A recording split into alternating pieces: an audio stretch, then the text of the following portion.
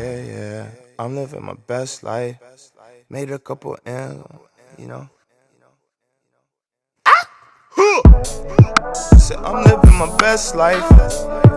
Said I'm living my best life. Hello everybody, welcome back to my channel, Random Opinions, Reaction, and Reviews. If you don't know who I am by now, you gotta get with the program. Today I am coming to do a review on the episode that aired on General Hospital yesterday. Yesterday was July 3rd, so without further ado, let's go ahead and get into it. We start off with the scene between Alexis, Christina, and Neil. So Kristina, she actually had to push up her appointment with Dr. Neil, and she is coming out of the room and she runs into Alexis, and Alexis is nervous. She's like, oh, I didn't know you were gonna be here. I'm really not doing this on purpose. I don't want you to think that I'm trying to find out any information on what the pledge was, blah, blah, blah, blah, blah, And Christina's like, Mom, just calm down. Like, you can tell they're both awkward with each other. They've both been put in this compromising situation and their energy is kind of a little finicky. Christina's telling her, look, Mom, calm down. It's okay. I completely get you. I will see you when I get home, Alexis just feels like Christina is like avoiding her. But Alexis, I feel like Alexis feels weird because she wants to know that secret. She wants to know what the pledge was, and it's eating away at her. It's killing her. It's killing her softly. It's killing her softly, We had scenes today with Sonny talking to Cardi on the phone, letting her know that everything's gonna work out. They have a plan regarding keeping Dev in the United States. So Sonny meets with his cousin, or Mike's cousin, but it's technically still his cousin because he's Mike's son, So he meets with his cousin. I forget the cousin's name, but immediately after meeting her, she was already on the fence because she looked Sonny up and she knew that he's an alleged mob boss. And so she's like, look, what do you want with me? And Sonny's like, it's not what I want with you. And she's like, well, what do you want my son? Because Sonny had mentioned her son. And he's like, it's not even what I want with your son. It's what do I want with your grandson? And so she's like, my son didn't have any children. And Sonny was like, yes, he did. This is what you're going to tell government officials if they ever come to your house. Your son married a woman in Iraq while he was deployed. The woman gave birth to Dev, and she died while giving birth. This woman's like, what is in it for me? Sonny hands her a stack of money in an envelope. She gives it back to him. She's like, look, if you want me to lie to government officials, this is not enough. Sonny's like, I'm more than generous. He gives her a bonus on top of that. And he says, look, since you looked me up, I don't have to tell you about what double crossing me gets you, where it gets you. She's like, it's all good. You came with this money. You came with this envelope. You say you're going to pay me every 6 months. Keep it at that. No questions asked. And Sonny's like, you know what? I will tell you everything you need to know when you need to know it. So they go about their day. Those were interesting scenes. We had scenes today with Josslyn and Dev. It's always good to see them, but Dev, I think it's because he's Turkish, and I hear that foreign men, they're very blunt and just like, they're very blunt. They don't know how not to be.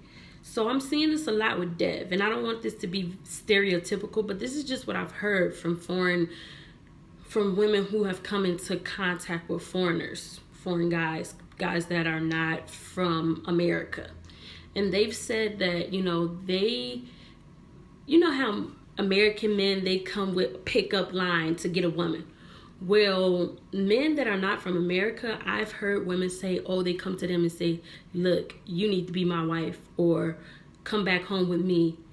I'll give you my babies, type stuff. Like, upon meeting a woman a first date, can you imagine? Like, that would catch me off guard if anybody came with an accent talking about, come home, you're going to be my third wife, and I'm going to give you babies. What? That is not how you ask me out on a date. I'm an American woman.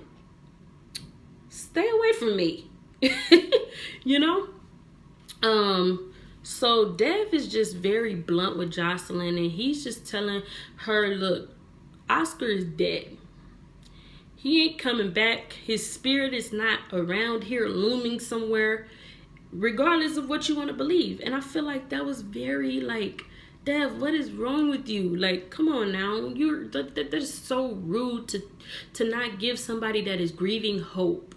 You know what I'm saying? Like, Jocelyn, she needs something to look forward to. She needs hope. And I feel like eventually Dev will be that for her. But right now, he just keeps putting his foot in his mouth, you know? And Carly's listening in, and so she decides to come in and put a timeout between the two, because she's like, look, just not talk about this. Like, let's Jocelyn grieve, and Dev, let's figure out how we're gonna get you to stay here, you know. And so we had scenes today with Laura, Cameron, Franco, and Liz. Franco and Liz, they're sitting at Charlie's, you know. They're pretty much celebrating.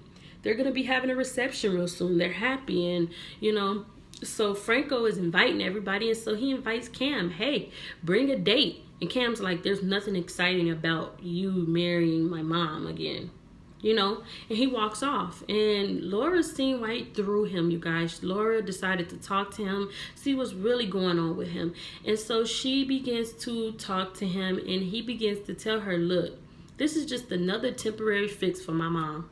I'm like, dang.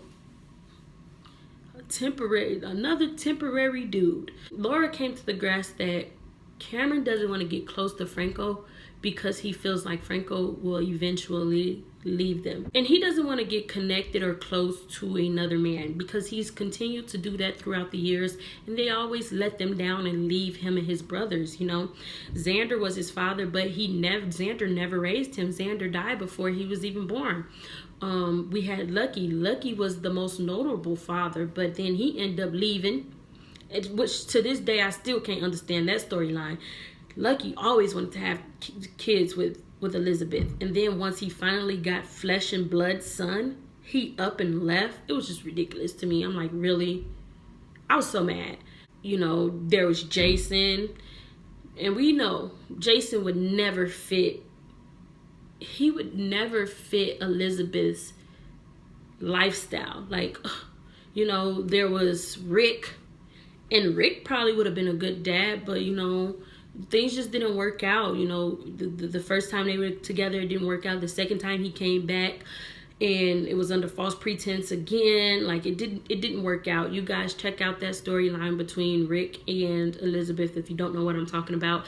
This was when he was lying and brought Hayden back to be Jake Doe's wife, and they came up with this whole fake identity for Jason at the time because we thought he was Jason, but he was Drew. So they came up with this fake identity, and it was to get Elizabeth away from Jake Doe so that Rick could be with Elizabeth, and then it all ended up blowing up in his face again. So, you know, Elizabeth hasn't never really had like a stable home with men. There's been so many men that have been in and out, you know, and so I don't blame Cameron for not wanting to get invested, you know.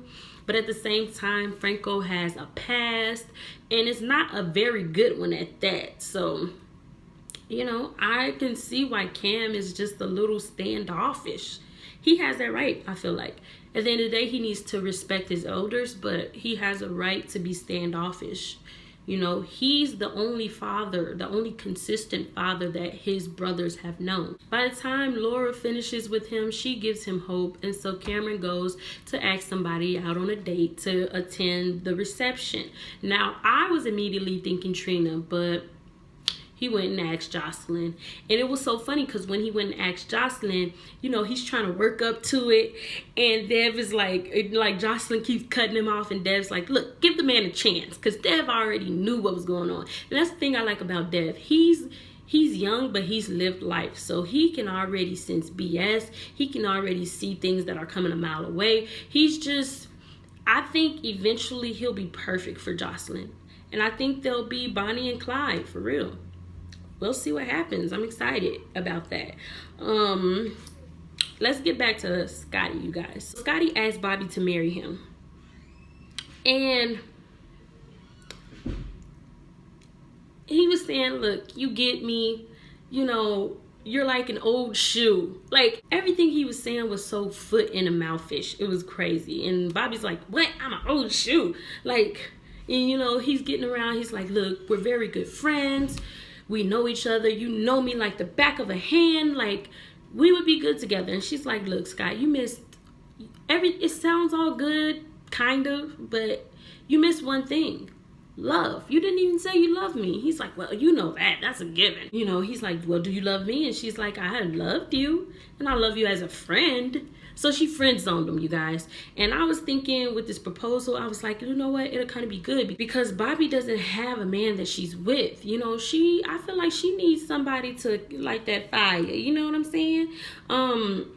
And Scotty is lonely. They both were in a relationship before. They both loved each other.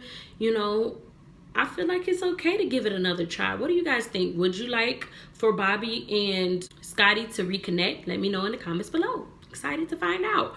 But it was cute when he was asking her, like, leading up to, like, you know, why they should get married. And she's swaying back and forth. And, you know, he's like, look, you give me something to look forward to.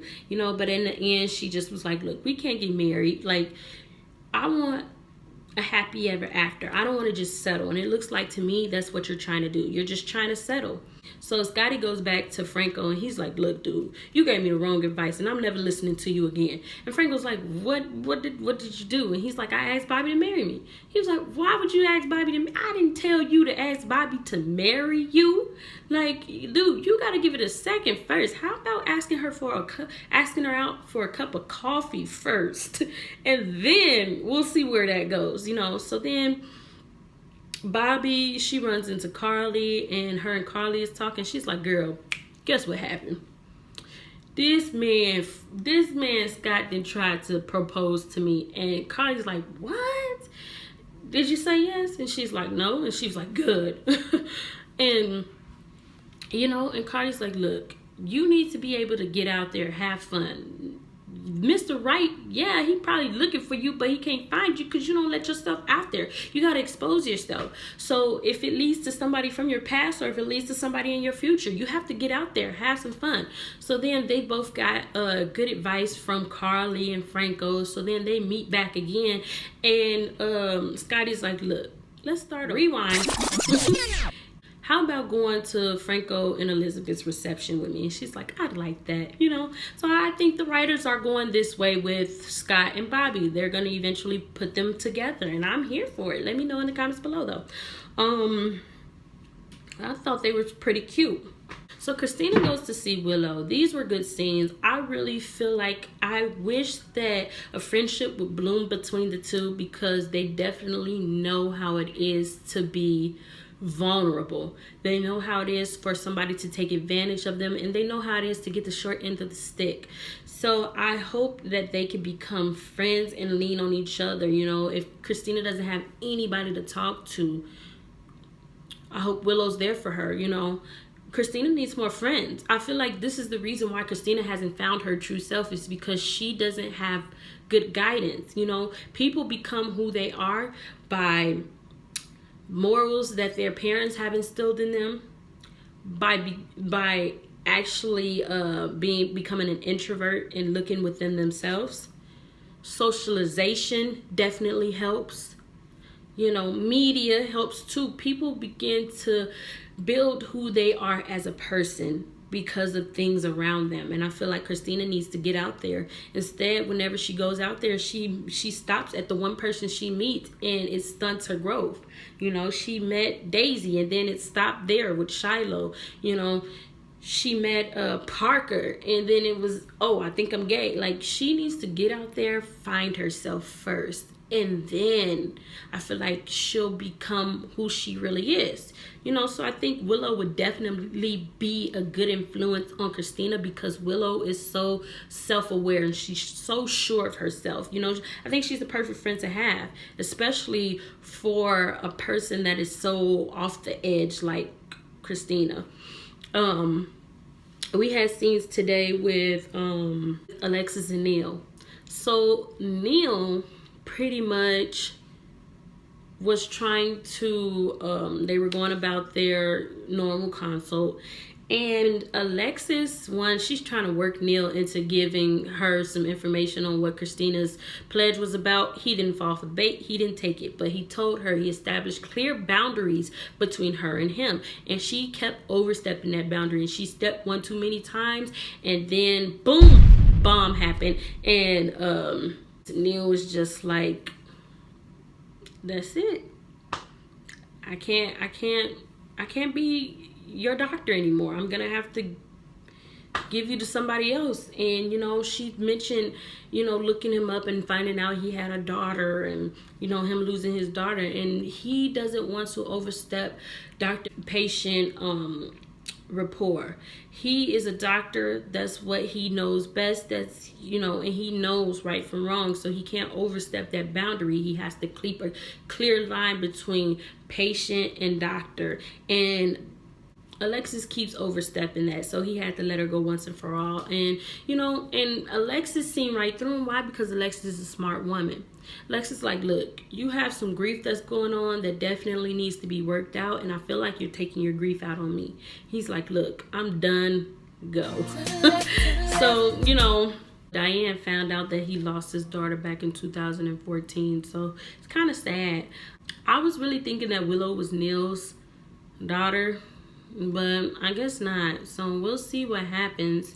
Let me know how you felt about today's episode. I also have a couple questions. Who do you think is the one for Liz? Who you think was her all-time love?